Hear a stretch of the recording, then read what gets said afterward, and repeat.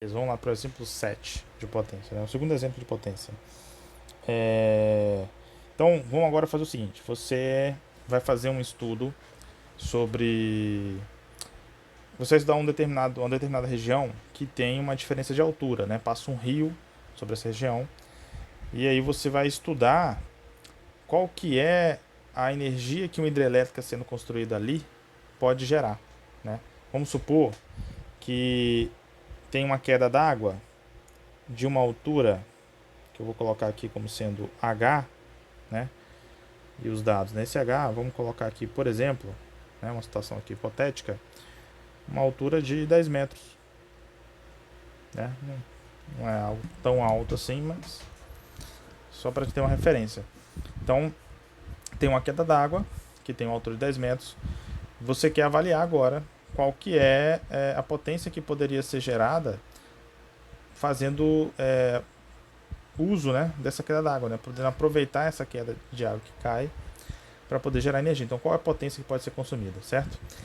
Além dessa altura, a gente vai ter algumas informações aqui, né? A gente vai considerar que a gravidade no local vale 10 metros por segundo ao quadrado, tá?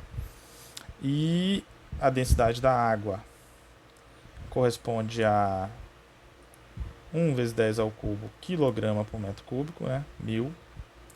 E vamos considerar também que ao construir essa hidrelétrica, você tenha uma vazão de água, certo? A gente representa essa informação de vazão pela letra Z, né? De 100 metros cúbicos por segundo. Tá? Então, vazão é isso, é a quantidade de água que sai por tempo. Né? Essa quantidade de água ela é medida na forma do seu volume. Né? Qual é o volume de água que está sendo expelido, né? Que sai das comportas a cada segundo. Tudo bem? Então, essa é a vazão. Então, você vai construir hidrelétrica, a informação que você tem é que a queda d'água vai de 10 metros, né? Gravidade e densidade são informações já tabeladas, conhecidas, certo? E que você pode ter até uma vazão de 100 metros cúbicos por segundo. Então, com esses dados, como é que a gente consegue saber a potência, então, dessa hidrelétrica, né? Você tem que fazer esse tipo de análise, esse tipo de estudo, para você saber se é viável ou não é viável, certo? Então, vamos lá. A gente sabe que, pela definição, né, a gente sabe que a potência é trabalho que divide o tempo, certo? No processo de queda,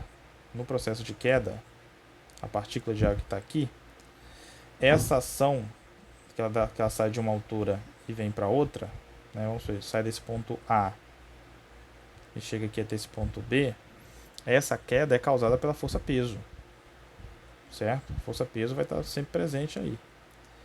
Então, quem está produzindo esse deslocamento, quem está fazendo ele cair é a força peso. Então, a força peso é que vai realizar um trabalho, certo? Que vai dar energia, ou seja, vai transformar a energia potencial em energia cinética, certo? Então, a potência que a gente vai calcular é uma potência que ela é realizada pelo trabalho da força-peso atuando sobre essa corrente de água, certo? Então esse trabalho aqui, ó, eu vou até escrever ele aqui, vou colocar assim, é o trabalho da força-peso, certo?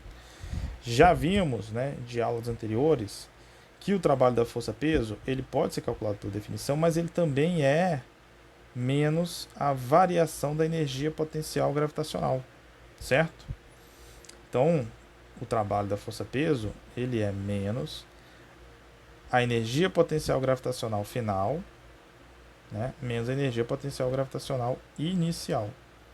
Se eu adoto aqui, ó, essa linha como sendo o meu nível de referência, ou seja, vai ser o meu zero, certo? Aqui vai ser o meu HB e o meu HB vai ser zero, então esse cara aqui passa a ser o meu HA. Então, esses 10 metros faz referência ao HA. Eu tenho então que o trabalho da minha força-peso, esse termo aqui vai ser zero, porque não vai ter altura, né, pelo que a gente está definindo. O trabalho da minha força-peso vai ser exatamente a energia potencial em A, né, positiva, porque esse termo com esse termo aqui, ó, faz ficar positivo. E a energia potencial gravitacional é o quê? É a massa vezes a gravidade vezes a altura. Tudo isso dividido, isso aí é o trabalho, certo? E aí, aplicando E isso na definição de potência, a gente tem então que a potência fica sendo a massa vezes a gravidade vezes a altura que divide o tempo, tá? Só que tem algumas informações que a gente não tem. O que a gente tem aqui de dado? A gente sabe, deixa eu escrever de novo a altura. A gente sabe a altura, a gente sabe a gravidade, só que a gente não sabe a massa nem o intervalo de tempo, né?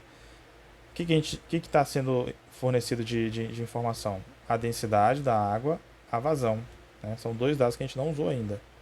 Então a gente tem que fazer esses dados aparecer aqui no nosso problema, né? Então isso convém a gente reescrever essas informações para que elas fiquem, para que apareçam os dados que foram, né, fornecidos no problema, certo?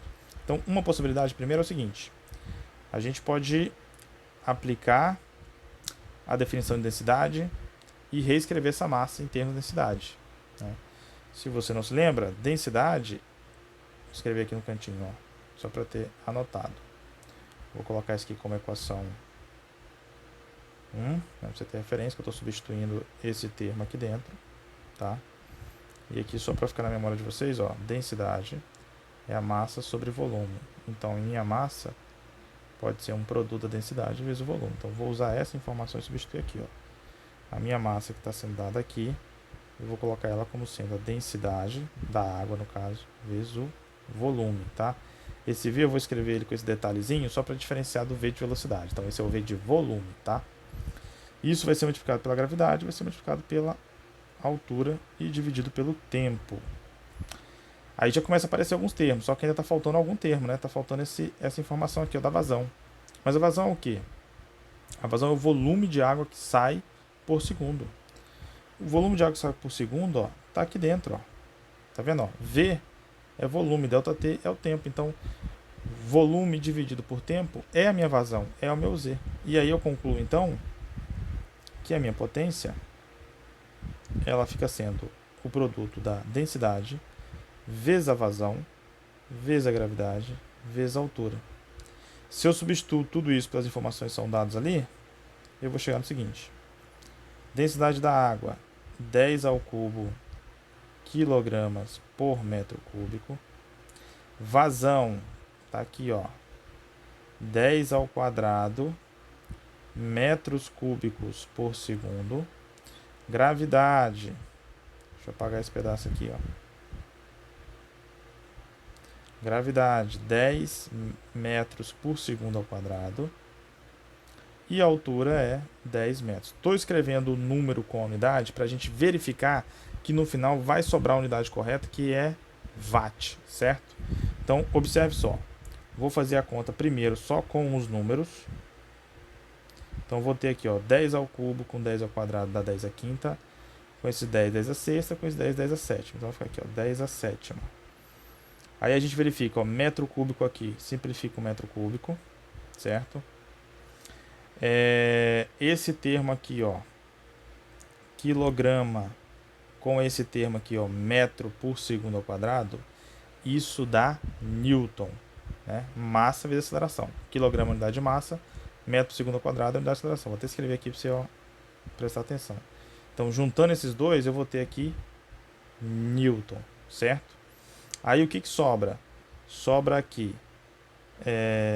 este metro e este segundo.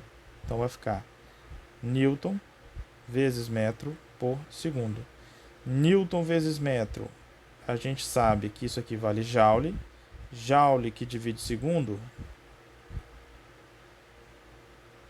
Então, ó, 1 vezes 10 à sétima. Joule que divide segundo. Joule que divide segundo é watt. Então, 1 vezes 10 à sétima, isso corresponde a 1 milhão de joules por segundo.